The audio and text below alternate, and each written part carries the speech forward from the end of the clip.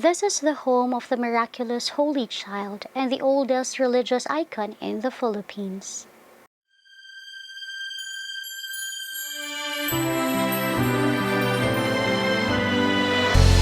Maayong adlaw and welcome to Basilica Minore del Santo Niño de Cebu.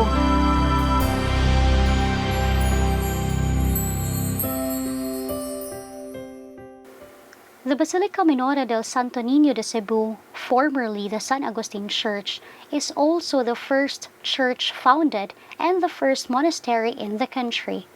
The convent was founded by Father Andres de Ordaneta on April 28, 1565, the very day the Legazpi Ordaneta expedition arrived in the island of Cebu. This church, which is under the care of the Augustinians, was declared as a minor basilica on April 1965.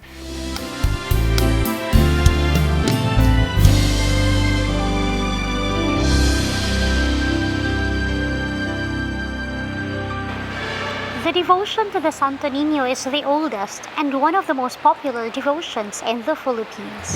So the image was brought here by Ferdinand Magellan in 1521 as a kind of their personal devotion that they have with them.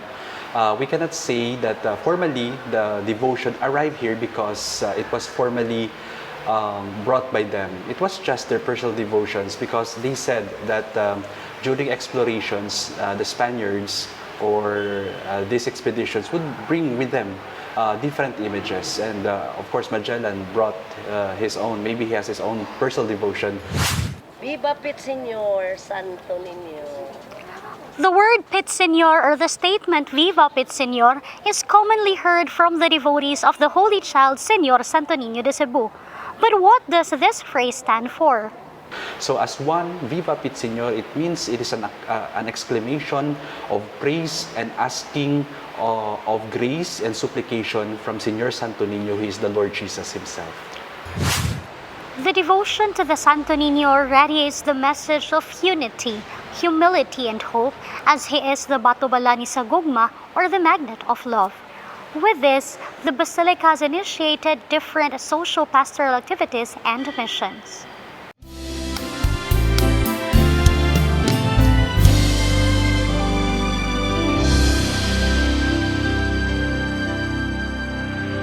We have a lot of activities here in the Basilica, but I would like to highlight two.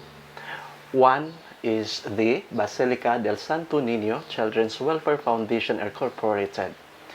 The foundation was created to cater the children or grandchildren of the members of the BUFA, the Basilica United Vendors Photographers Association. To those young children who are deserving to avail the education. This was the apostolate of the friars assigned here during that time, and until now we continue this kind of apostolate.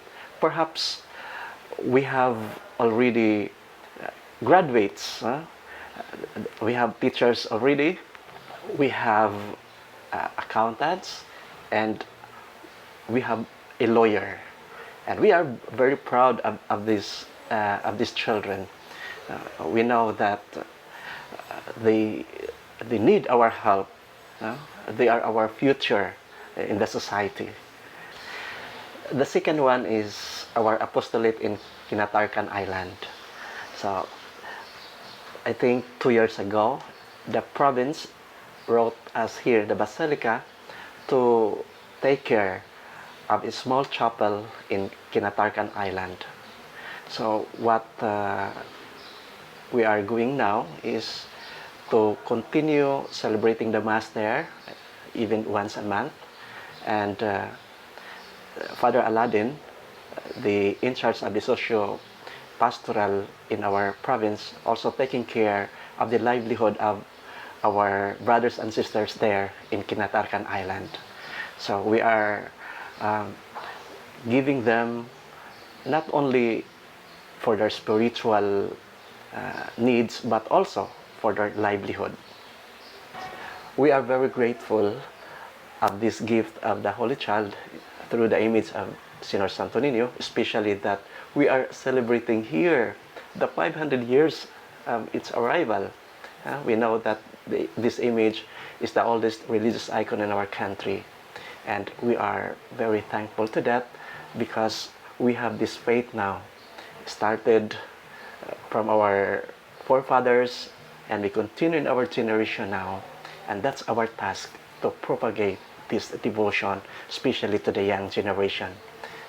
We are very thankful to Santo Niño because he is always with us and continuously guiding our ways.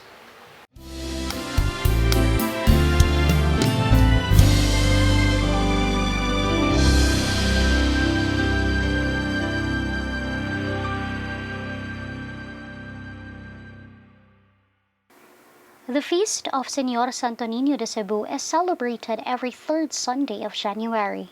Activities include the Walk with Jesus held during the opening salvo, Walk with Mary on the 8th day of the Novena, Traslación to Mandaue City and Lapu-Lapu City, which starts a day before the Vésperas, fluvial procession in the morning, followed by the reenactment of the first baptism and the first wedding, then a solemn foot procession in the afternoon. A 1-hour traditional sinulog, offering of prayers and petitions to Señor Santo Niño, is done after the solemn pontifical mass on the night of the Vésperas. On the feast day, a Mañanita Mass and solemn pontifical mass is held in the morning. As we celebrate the 500th anniversary of the arrival of the Santo Niño image in Cebu and the introduction of Christianity in the Philippines, let us always be grateful, for we are blessed to inherit the gift of faith in Santo Niño. Let us offer our prayers and petitions to the Holy Child, as He is the batobalani sa gugma, or the magnet of love. Ug kitang tanan mo sangpit kaniya, Pit Señor.